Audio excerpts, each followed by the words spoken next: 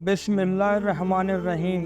السلام علیکم دوستو۔ حضرت سلیمان علیہ السلام اللہ تعالیٰ کے برگزیدہ نبی اور حضرت داؤد علیہ السلام کے فرزند ہیں۔ والد کے انتقال کے بعد کم عمری میں ہی تخت نشین ہو گئے۔ آپ علیہ السلام کی بادشاہت ایک مثالی بادشاہت تھی، کیونکہ یہ بادشاہت صرف انسانوں پر محدود نہیں تھی، بلکہ یہ بادشاہت جنات پر، ہواؤں پر، چرند پرند پر اور دنیا کی ہر چیز پر تھی۔ آپ علیہ السلام کو اللہ تعالیٰ نے جانوروں کی بولی کا علم بھی عطا فرمایا تھا۔ یہی وجہ ہے کہ آپ علیہ السلام کی زندگی سے جڑے بہت سے واقعات بڑے ہی دلچسپ ہیں۔ آج کے اس ویڈیو میں ہم حضرت سلیمان علیہ السلام کی زندگی کے حالات اور واقعات تفصیل سے بیان کریں گے۔ آپ علیہ السلام کو اللہ رب العزت نے کیا کیا معجزات عطا فرمائے تھے، یہ بھی آپ کو بتائیں گے۔ ویڈیو دلچسپ ہونے کے ساتھ ایمان افروز بھی ہے۔ یقیناً آپ نے اس ویڈیو کو اسکپ نہیں کرنا اور آخر تک ضرور دیکھنا ہے۔ ویڈیو کو باقاعدہ آغاز کرنے سے پہلے آپ سے درخواست ہے کہ اگر آپ نے اب تک ہمارے چینل وائس آف ریالٹی کو سبسکرائب نہیں کیا ہے تو ابھی سبسکرائب کر لیں، ساتھ میں بیل نوٹیفیکیشن ضرور آن کر لیجئے گا۔ آغاز کرتے ہیں۔ دوستو، سب سے پہلے آپ کو حضرت سلیمان علیہ السلام کے حسب و نسب کے بارے میں بتاتے ہیں۔ یاد رہے کہ آپ علیہ السلام کا سلسلہ نسب حضرت ابراہیم علیہ السلام سے جا ملتا ہے۔ حافظ ابن کثیر رحمہ اللہ علیہ نے آپ علیہ السلام کا نسب یوں تحریر کیا ہے: سلیمان بن داؤد بن عیشا بن عامر بن سلمون بن نقشون بن امائنہ آدب بن آرام بن آرون بن فارس بن یہودا بن یعقوب بن اسحاق بن ابراہیم علیہ السلام۔ اور دوستو، جہاں تک بات ہے آپ علیہ السلام کی والدہ کی، تو ان سے متعلق بہت کم معلومات دستیاب ہے، اور جو ہیں وہ بھی مستند نہیں۔ البتہ ابن ماجہ میں ایک حدیث ہے، رسول اللہ صلی اللہ علیہ وسلم نے فرمایا، سلیمان بن داؤد علیہ السلام کی والدہ نے ایک دفعہ نصیحت فرمائی، بیٹا رات بھر سوتے نہ رہا کرو، کیونکہ رات کے اکثر حصے کو نیند میں گزارنا انسان کو قیامت کے دن اعمال خیر سے محتاج بنا دیتا ہے۔ دوستو، یاد رہے کہ اللہ تعالیٰ نے حضرت سلیمان علیہ السلام کو بہت سے معجزات عطا فرمائے تھے، جن میں سے چند یہ ہیں۔ نمبر 1، ایسی عظیم بادشاہت جو ان سے پہلے کسی کو نصیب ہوئی نہ ان کے بعد کسی کو میسر آئے گی۔ نمبر 2، انسانوں کے علاوہ جن اور شیاطین کو ان کے تابع کر دیا۔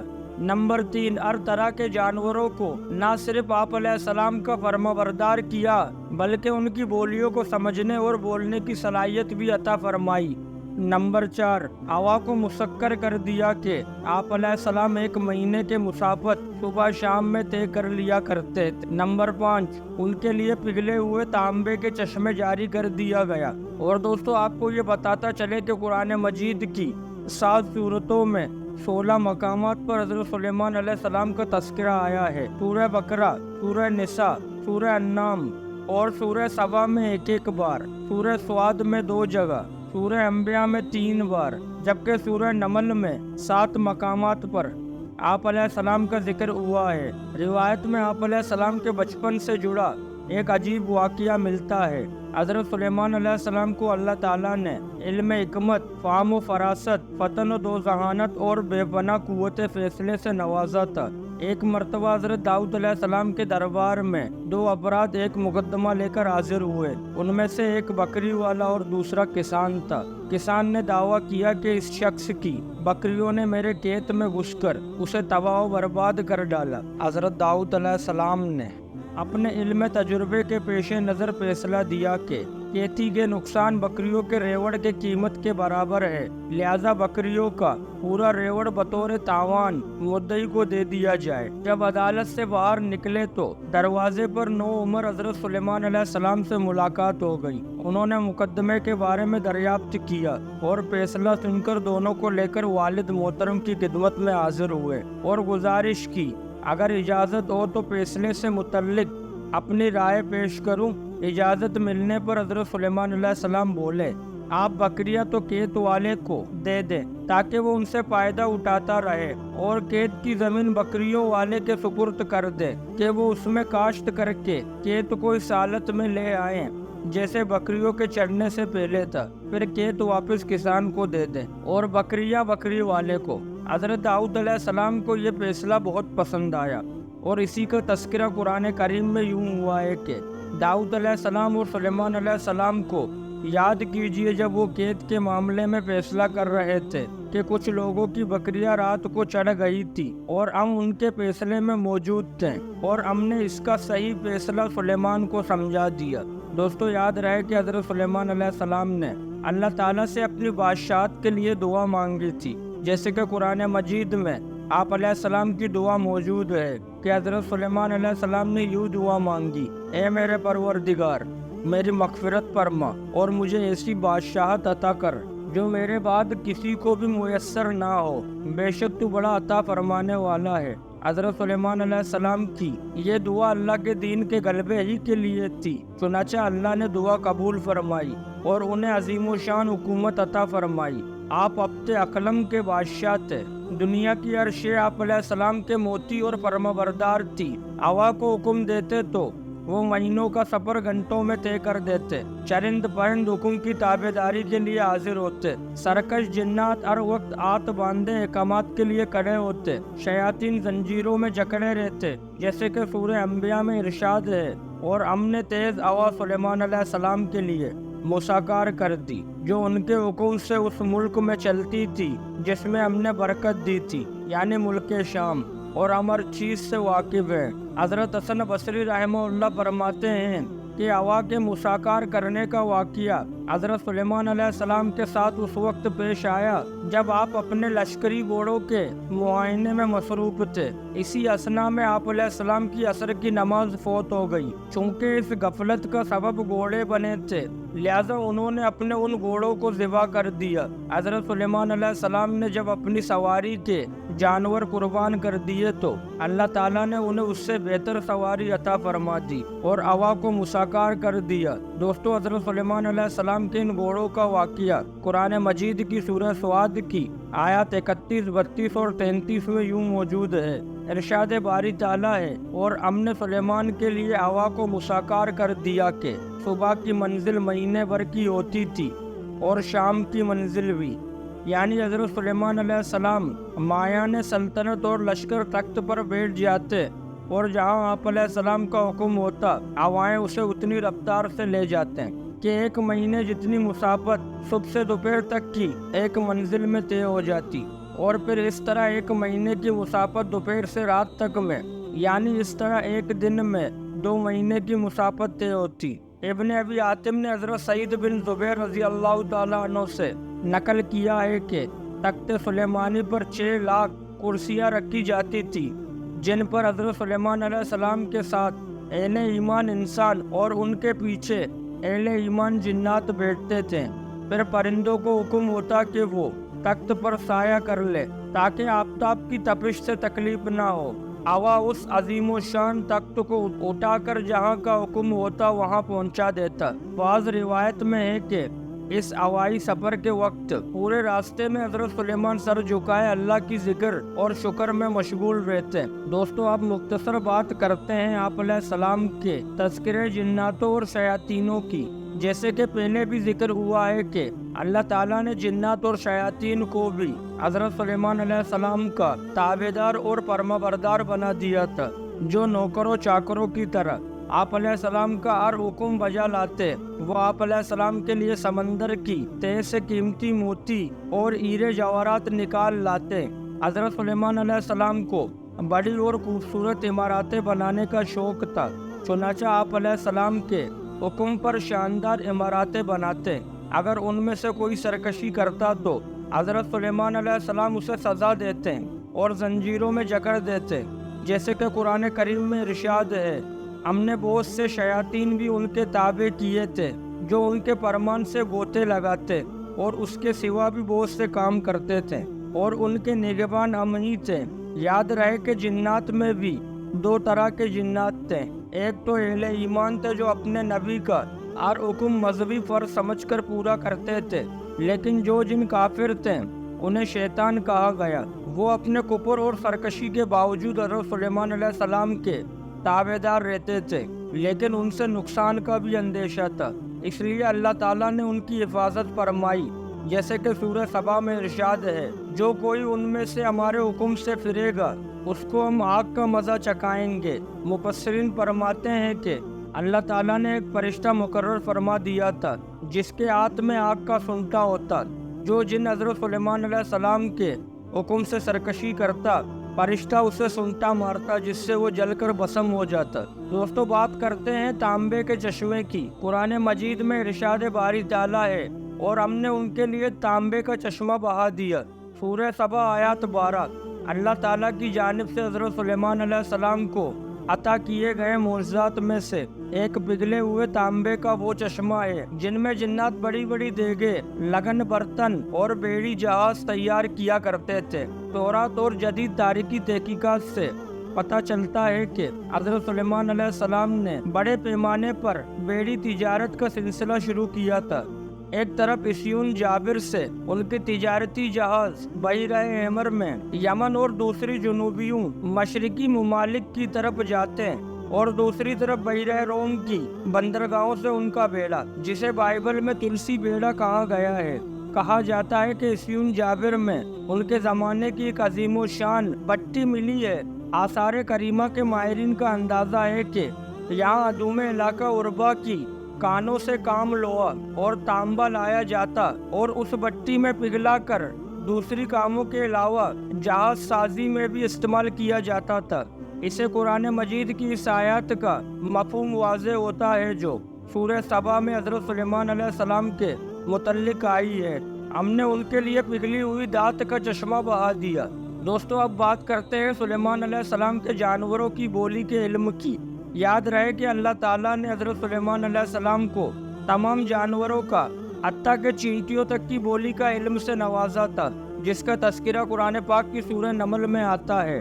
اے لوگوں، ہمیں یعنی سلیمان علیہ السلام کو پرندوں کی بولیاں سکھائی گئی ہے، اور اسی سورہ مبارک میں ذکر ہے کہ ایک مرتبہ سلیمان علیہ السلام اپنے لاؤ لشکر کے ساتھ ایک ایسے میدان سے گزرے جہاں چونٹیوں کی بڑی بستی تھی۔ چونٹیوں کی ملکہ نے جب لشکر کو دیکھا تو کہا، اے چونٹیوں، اپنے گھروں میں گھس جاؤ، کہیں ایسا نہ ہو کہ حضرت سلیمان علیہ السلام اور ان کا لشکر تمہیں پیروں تلے روند نہ لے اور انہیں روندنے کی خبر بھی نہ ہو۔ یہ بات سن کر سلیمان علیہ السلام مسکرائے اور اللہ کا شکر ادا کیا اور کہنے لگے، اے میرے رب، مجھے توفیق عنایت کر کے جو احسان تو نے مجھ پر اور میرے والدین پر کیا ہے، اور ان کا شکر کروں اور ایسی نیک کام کروں کہ تو ان سے خوش ہو جائے، اور مجھے اپنی رحمت سے اپنے نیک بندوں میں داخل فرما۔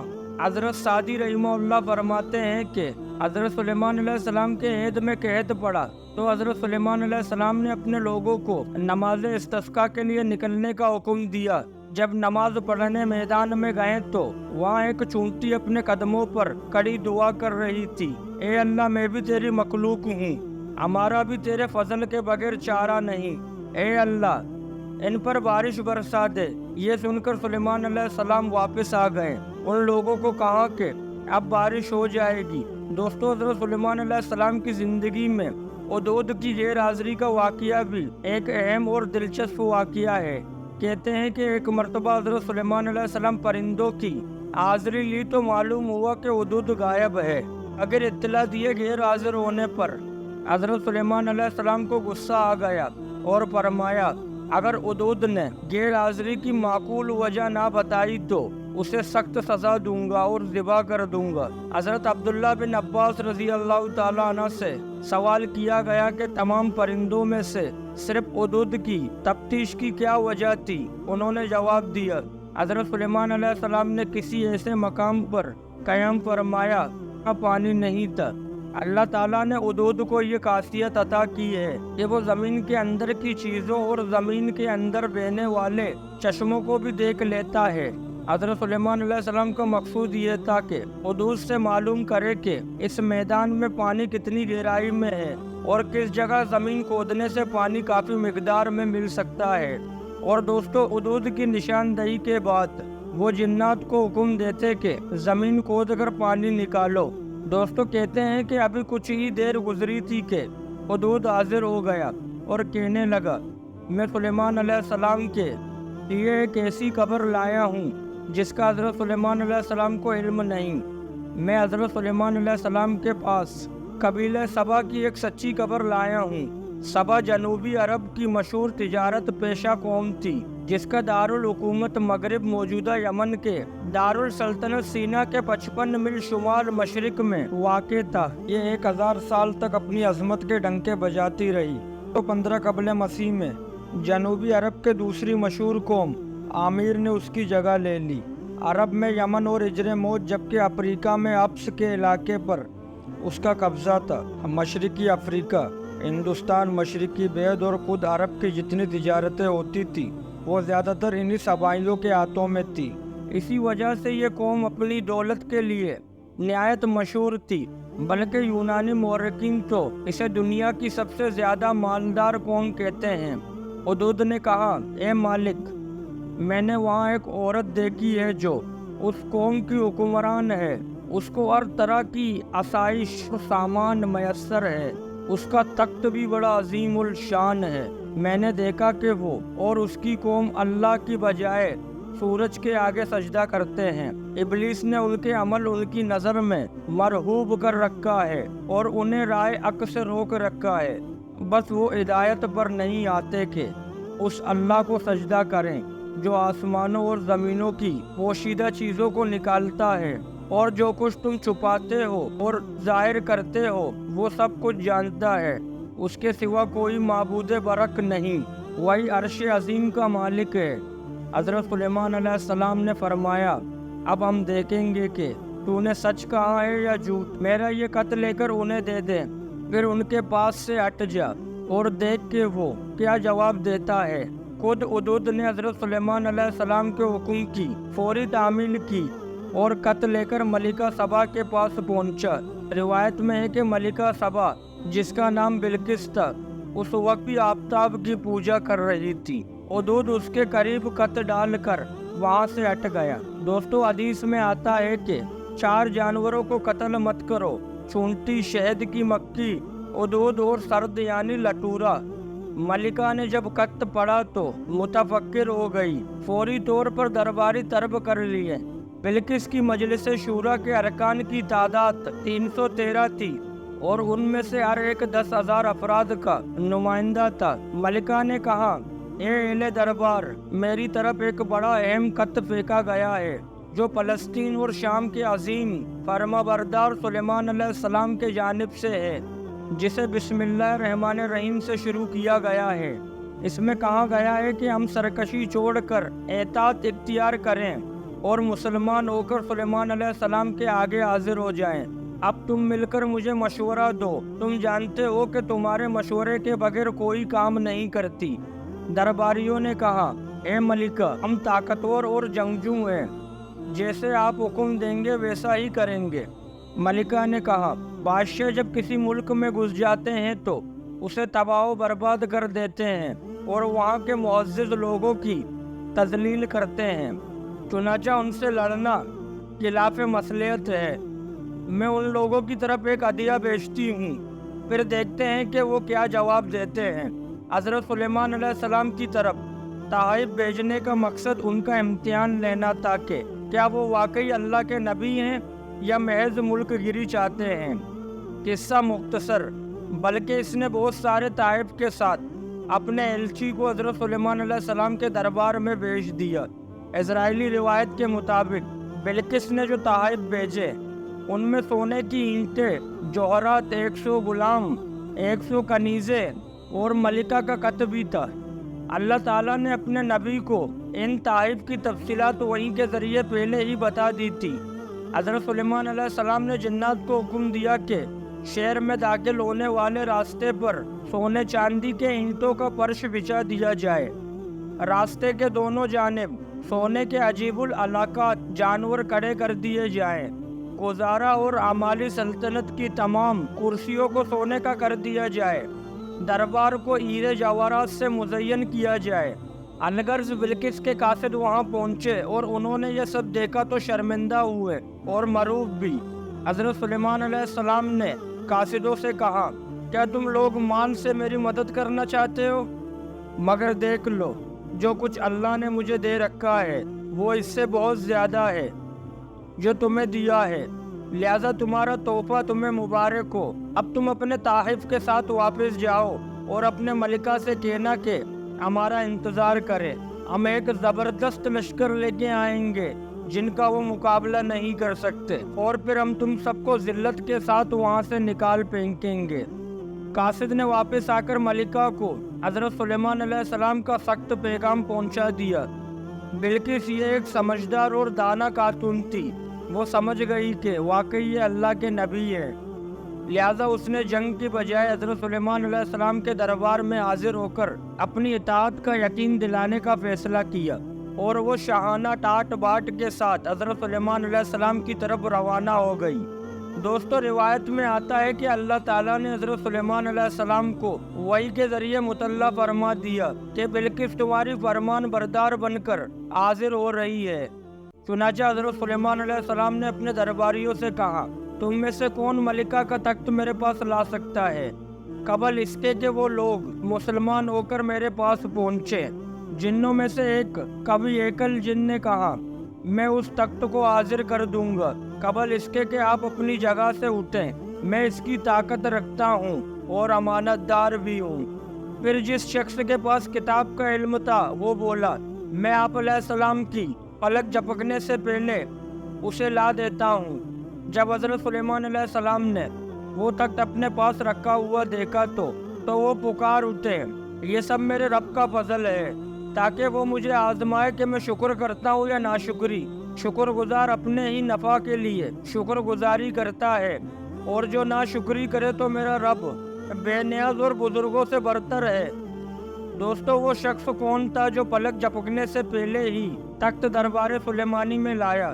مفسرین کے مطابق حضرت سلیمان علیہ السلام کا کوئی دوست تھا۔ ابن اسحاق نے اس کا نام آصف بن برقیہ بتایا ہے۔ بعض روایت کے کتابوں سے یہ ان کا خالہ زاد تھا، اور یہ واقعہ آصف بن برقیہ کی کرامت تھی۔ کہا جاتا ہے کہ اس تخت کا طول 80 ہاتھ، عرض 40 ہاتھ اور اونچائی 30 ہاتھ تھی۔ اس میں موتی، سرخ یاقوت اور سبز زموت جڑے ہوئے تھے۔ اب بات کرتے ہیں بلقیس کی محل میں آمدی کی۔ روایت میں آتا ہے کہ حضرت سلیمان علیہ السلام نے ملکہ کا امتحان لینے کے لیے ان کے تخت میں کچھ رد و بدل کروا دیا۔ جب وہ آئی تو اس نے پوچھا، کیا تمہارا تخت بھی اسی طرح کا ہے؟